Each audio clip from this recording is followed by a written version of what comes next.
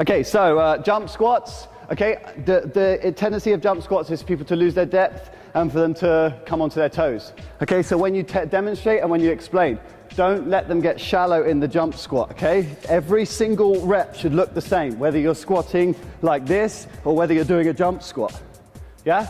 Depth, back position, chest, toes, weight distribution on the feet. Has to be clean, okay? If you make mistakes in the jump squat, you take them back to the original squat, okay? Because you chuck a jump in there, they think it's time to get crazy and get all cardio burny and stuff like that. False economy. Get them to do it right. 1 rep right is better than 10 reps wrong, okay? Burpee. So mistakes I'm seeing with the burpee. The main one I'm seeing is this. They're trying to lower their body at the time they jump out. So they go like that, okay? I get it. You can do that if you're really good. You drop your body when you go like that. But no one does that in class because people sort of like fear hitting their heads on the ground, whatever. So we're gonna slow it down. You put your hands on the floor. You're gonna put your weight in your hands and you jump back. You wanna stop them there. When you're in class, when we do the demos, say we wanna see a pause. From this position, you drop your body fast, okay? You drop your body, okay? Whether you do a full press up or hand release, the speed at which your body goes down is important. If you go down slow, put your weight on the floor, jump out, you see this. Have you seen this all the time? And then they kind of go like that, all right? And then they come up the same way. So if that's the case, okay, if they come up the same way, it's a function, they haven't got the strength in their upper body. So again, this is why we teach you guys weights. This is why bench pressing and shoulder pressing is so important. But for the point of view of circuit fracture people, tell them to slow it down. Hands down, jump out, they're in the full plank position. Then they drop quick. If they can't do a full range press up, tell them to leave their knees on the mat and come up straight. So hands down, jump. You stop here, okay? You drop fast. And from here, you come up like that. That's much safer, okay? And then you can do what you want to do on the jump in. Thanks very much. Thank you, my dad. You've embarrassed me now. I couldn't pick that up on the camera. They didn't know I was sweating. Fucker. All right, so yeah, so hands down, jump out, body to the floor, release your hands, push, jump up and clap. The main thing I'm trying to eliminate is this tendency to this, okay? So I'm sure you guys all do. I can't think anyone here who does a bad burpee. I'm sure I can't see anyone who doesn't do it right, but I can think of people in circuit fracture who don't do it right. So I want you to take.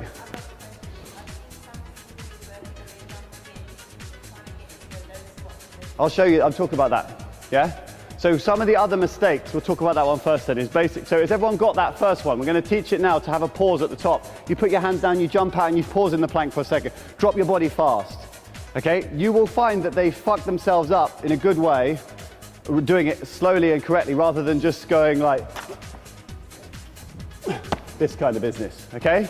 So you mentioned like another mistake in the burpee is if people try to land their legs underneath their body for whether the right reasons to get in a squat, which is fine, or for the wrong reasons, just bad form, it's terrible. You're putting all of your body weight from your sternum down onto your knees. I'll show you what I mean, like this coming here, they go to this and they go, have you seen that? That's not even right, they go like, have you seen that? So basically they try and get their legs under themselves and then they get up. So what we teach for safer mechanics, you can come in like this for sure, but not many people got that flexibility. So for safer mechanics, we teach raise the hips and get the legs outside. Okay, so they're coming down like this. When they jump in here, they've got to raise their hips up. Okay, so make sure you don't let anyone try and jump with their legs in under their body. Does everyone get that? Okay, stop them dead. So I never want to see that again. Make sure that you raise your hip. If you need to be, stand by the side of them. When they jump in, say jump up, pull their hips up. If you create a meter of space between their hips and the floor, their legs are just going to have to follow. You don't even have to bend your legs. When you go up like this, you know, if you've got really flexible hips, you can just raise your bum into the air. But if you try and keep your hips flat when you do it, well, I can't do it. You know what I mean, okay? So make sure that's never happened. Other thing I'm seeing, okay, Neil, I spotted this on you the other day. When you're jumping in, I see this in CF, when you jump in here, out here, you see people coming like that. You see that? Okay, that's a function of flexibility. Okay, that's the person you should be stopping after class. In class, you can say, raise your hips. Remember I said raise your hips and you got a little bit closer? When you started lifting your hips up when you were jumping in, your feet came from wide to a little bit closer. You couldn't get them really close. So you need to work on the flexibility. But from a point of view of telling other people what to do, you've got to tell them in live demo there and then, they've got to raise their hips up. That will bring their legs in a little bit, it gives them a bit more space. And then after class, you've got to say, look guys, you have to fix your flexibility. If you can't get, and then you take them through the stretches. This one, an extended lunge is very good for that, because it puts their legs into the position of a jump in and a burpee, yeah? So you have to make sure, that is a key point. Don't let them do, I call it Bambi legs. So they jump in, they go, like this, and then, like that. Make sense? Okay, so that's the burpee. Feet under body, lowering the body, stopping the plank, jump out, weight in the hands. Done. Half burpee, it should be basically all of the knowledge of the half burpee should be deemed from the burpee. Okay? So you're coming full plank position, jumping back, you're jumping in. And then when they come in, when they land with their feet in on either side, that tells you a lot about their flexibility and about whether or not they're actually, you know, they have the movement in their body to get that move right. Okay? Hill climber. So this is the problem I see with hill climbers. I see this kind of thing. Have you ever seen this? Have you seen that one? It's fucking horrible.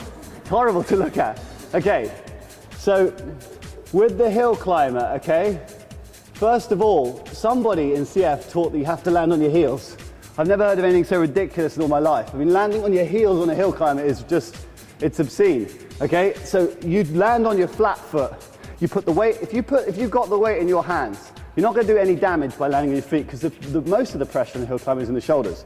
Okay? Now the problem is, although good form, is that the leg, if you draw a line backwards, the leg should be straight back, the feet should be by the hands. That's a good hill climber. Okay, like this.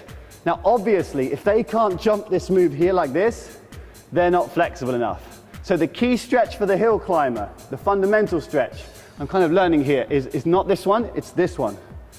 Okay, extended lunge. So make sure that you're hot on this. When you see a bad hill climber, try and correct them. Say, look, your legs you should be landing your legs straight back and your foot should be by your hands. If you ask them to do it and they can't do it, ask them to come and see you at the end. I find that it's because they don't put their weight even over their hands. What are they doing? They're like over that way rather than being under. Okay. So if they're like that, they're not going to be able to bring their foot up. Okay, very good. Well, that's where I'm explaining. Okay. All right, if you're seeing that, okay, then you must correct their body position. Where should hands go? Does anyone know? Yeah, underneath the heart or the shoulders. Okay, because the reason why people are keeping their hands back in plank or in hill climber or in anything like that is to try and stop themselves from working. They don't realize it, but that's what it is. They're trying to make it easier for themselves. So you see a plank, you see them bridge, you see them like this in the plank, or when they raise their hips in the air, all they're doing is they're trying to make it easier for themselves to get through the minute. But what I'm trying to explain is that we want to take that, we want to reverse that. Make it harder for them, but it's harder and safer, and teach them that that's going to be better in the long term. You're going to get used to doing the moves in the right way, yeah? Okay, dumbbell boxing. So when we pick up the dumbbells, let's just imagine I've got dumbbells in my hands. The mistakes dumbbell boxing are really clear. I see people punching straight on. It's not right. You don't see a boxer punch straight on. Boxers don't punch like that. Boxers punch like that. They give us less surface area to hit as possible. So they look like slips. This is how a boxer fights. Okay, and when they punch, they have their hands up. So you keep the dumbbells up. And when you punch out, the punches should come out and back on the same line. Okay, this is the way you box. Don't you worry about the feet. That's just because I'm pretty good at boxing, I do that. But you got it. Basically, you have with the feet, your feet, tell them to keep their feet still. But the hands should come out and back on the same line. Yeah? Don't let them punch from down here. You see people going like this. Okay, half of the point of dumbbell boxing is that they've got to keep the dumbbells like this for the whole minute. So don't let them just relax with it. Tell them to keep like this. If they're resting, that's a different thing. But not doing this. You know, that's just bullshit, okay? Here, punch, punch, punch. 1 foot forward. You've got that one? And always hands up, or unless you're resting.